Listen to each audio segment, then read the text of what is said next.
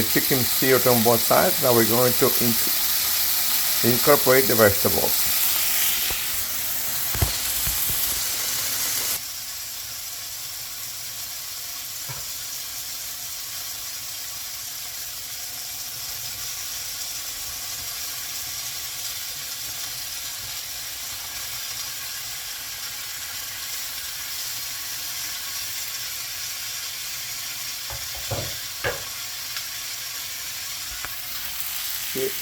Here the vegetables are already included. We're gonna